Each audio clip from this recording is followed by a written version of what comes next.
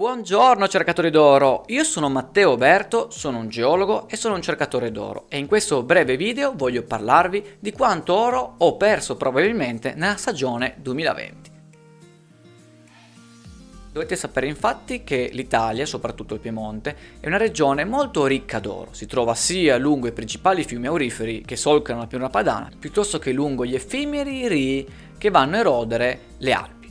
Ovviamente si trovano principalmente poco a valle degli antichi depositi auriferi primari, cioè i giacimenti, dove si possono ancora osservare oggigiorno le antiche vene d'oro, magari già sfruttate in passato dagli antichi cercatori d'oro. Un aspetto molto importante e che voglio trattare all'interno di questo video è proprio la ritenuta, in inglese la recovery. Dovete sapere infatti che è quasi impossibile riuscire a recuperare il 100% dell'oro presente nei sedimenti che andrete a lavare nel corso delle vostre giornate di ricerca. Questo è un dato di fatto, confermato da moltissimi studi scientifici. Ovviamente, principalmente si tratta di oro molto fine quello che andrete a perdere e fortunatamente l'oro fine pesa anche molto poco.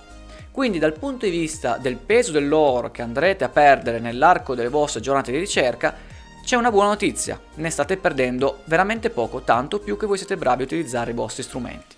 Tendenzialmente, parlando di percentuali, si va a perdere dal 2 al 4% per quanto riguarda la ricerca col mero piatto. Tanto più sarete stanchi nell'arco della giornata, tanto più lavorerete in fretta i sedimenti e tanto più shakererete male il sedimento, quindi non permettendo una corretta concentrazione dell'oro al fondo del piatto, tanto più oro starete perdendo nell'arco delle vostre ricerche. Questo 2-4% potrebbe anche arrivare fino al 10%.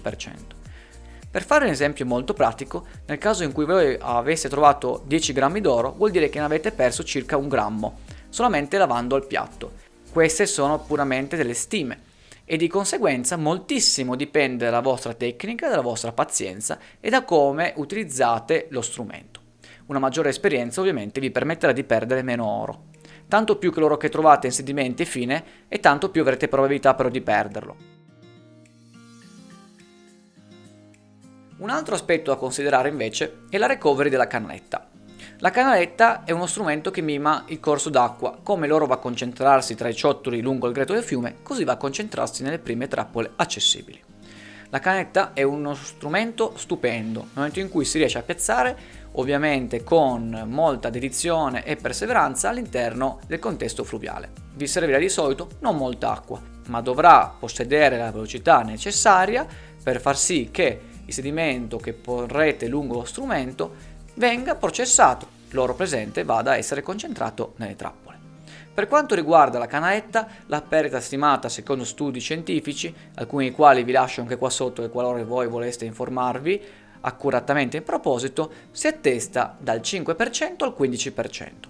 Nel caso di impianti industriali in cui non è possibile controllare continuamente i parametri come la quantità di acqua piuttosto che la velocità lungo le canalette, questa perdita si alza fino al 35%. Quindi capite che si tratta meramente non tanto di quanto oro si riesce a catturare, piuttosto di quanto sedimento si riesce a lavare. Cosa significa? Significa che dal momento in cui io laverò molto sedimento, anche con un grado di ritenuta mediamente basso, vuol dire che perderò molto oro. È vero, ma considerando il fatto che laverò molto sedimento e molto di quell'oro era presente in quel sedimento, cercherò e tenderò a recuperarne una buona parte. Questo mi permetterà a fine giornata di ottenere un raccolto maggiore. Quindi il detto più lavo e più riesco a ottenere oro è alquanto vero, ma è anche da considerare che state perdendo anche altro oro.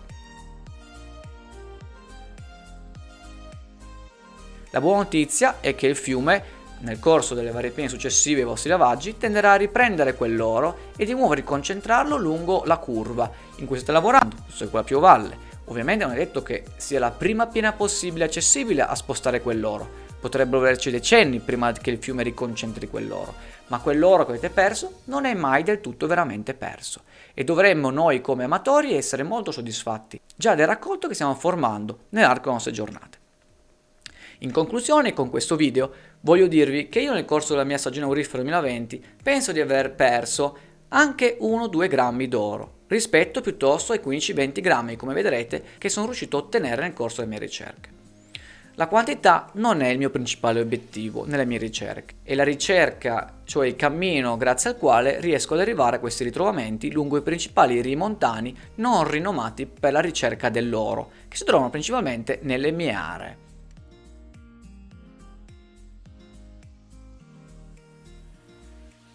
Questo per dirvi che anche una persona con molta esperienza tenderà lo stesso sempre a perdere un po' di oro. La ricerca dell'oro è una ricerca indiretta. Non sapete quante pagliuzze sono all'interno del sedimento fin da principio prima del lavaggio.